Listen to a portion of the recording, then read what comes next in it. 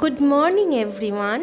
সকাল সকাল একটা সুন্দর রোদ ঝলমলে সকাল দিয়ে শুরু করলাম আজকের দিনটা এক ঠাকুরের মুখ দর্শন করে।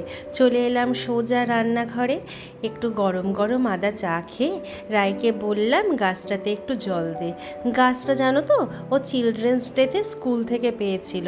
তারপরেই ওর যেহেতু খুব কাশি হয়েছে, বাড়ি থেকে দুটো তুলসী পাতা বাগান থেকে তুলে এনে ওকে খাইয়ে দিয়ে এক চামচ মধু আর গরম জল খাইয়ে দিলাম।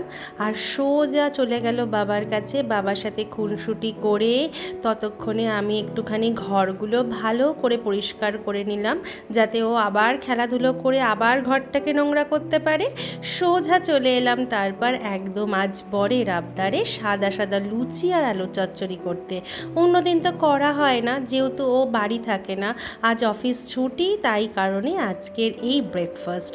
তো চলো ওকে বললাম যে তরকারিটা করে দিতে, কারণ ও তরকারিটা খুব ভালো করে লুচির সাথে, সাদা সাদা আলুর চচ্চড়ি। ততক্ষণে আমার ময়দা মাখা রেডি একদম, এবং সাথে সাথে গুচিগুলোকে কেটে ফেললাম এবং একদম প্রস্তুত হয়ে গেলাম কিন্তু লুচি বানানোর জন্য।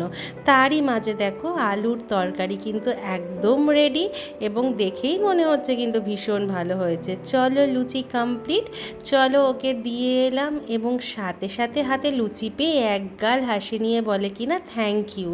ভিডিওটা ভালো লাগলে সাবস্ক্রাইব করে একটা লাইক করে দিও।